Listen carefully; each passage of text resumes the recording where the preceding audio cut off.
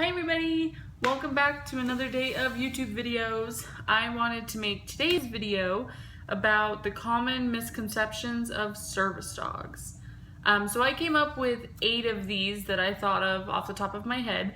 There are so many more misconceptions about service dogs and service dog handlers and service dog organizations and all of that, but these are just 8 that I wanted to talk a little bit about today and go over just a little bit more of why they're most common and what they really do.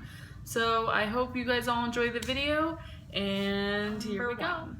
Service dogs must be vested when out in public. So this is actually totally not true at all. Service dogs can be worked totally naked. They don't have to have a vest on. They don't have to have any type of identification saying they're a service dog.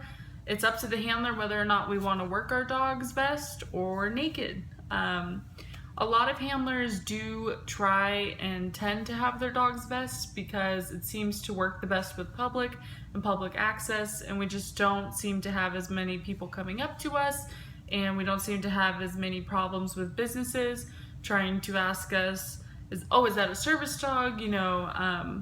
Just so many questions like that. So a lot of handlers do actually like to vest their dogs. They just think they have a lot less issues like that. But like I said, by law, we absolutely do not need or have to vest our dogs in any type of identification, marking them as service dogs. Number 2, service dogs must be registered. There's actually no registration for service dogs in the United States of America. Anytime somebody tells you, oh, this is my real service dog, I have him registered, they have no idea what they're talking about. It very well could be their service dog, and they actually could be telling you the truth that it is their service dog. But just, try and tell them that there is actually no such thing as being able to register your service dog as a service dog, because there is no registry. So a lot of places that ask you for paperwork saying that it's a service dog, places that ask you, oh, have you registered that as a service dog? I need to see paperwork. Just tell them there's no such thing as a registry for service dogs in the United States. But actually in other parts of the world, such as Canada, Europe, I think Germany maybe, there are actually registries for service dogs. Why the United States doesn't have one, I think it's just to make it easier for handlers. But like I said, Canada, Germany, some parts of Europe, they just all have a registry. So if you do go over there and you end up living there and you do need a service dog, you will have to register your dog. But in the United States of America, we do not have a registry. 3, service dogs never make mistakes. Like one of my biggest pet peeves is when people say service dogs never make mistakes. That is false on so many levels. So many levels. It's crazy.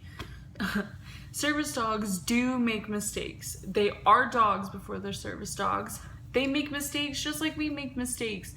You might, to the general eye, a service dog's mistake might not look like a general pet's mistake.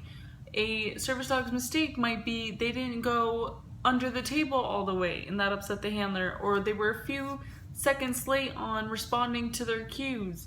But service dogs do in fact make mistakes, and we all need to understand that they are dogs before they're service dogs. These things happen. They can be very well trained or they can be poorly trained, but either way, service dogs can and do make mistakes. But there's no need to punish the dog. There's no need to make the handler feel bad. Just accept the fact that it's a dog, and it could be in training, it could just be a general service dog.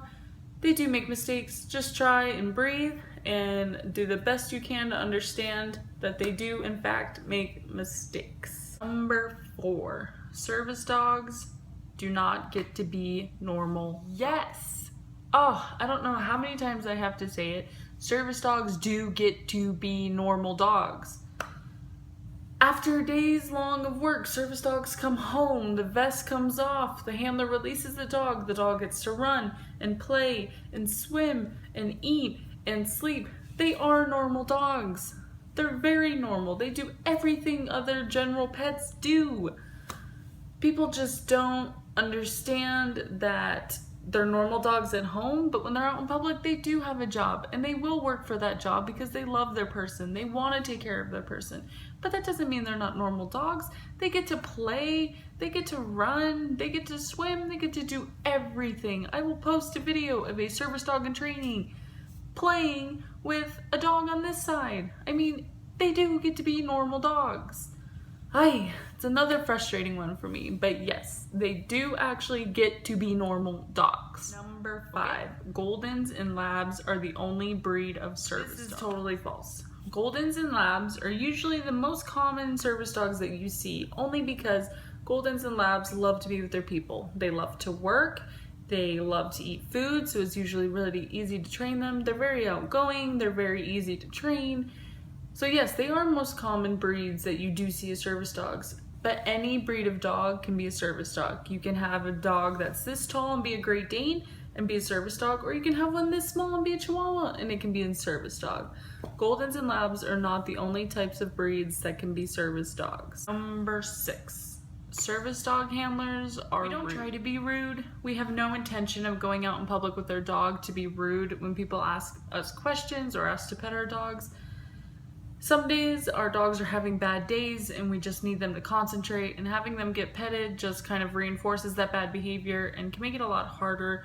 Service dogs that are actually service dogs and working just really need to focus on their handlers. So it's not the handler trying to be rude. They don't want to yell at you. They don't want to say no to your little 3-year-old who's so excited to pet the dog.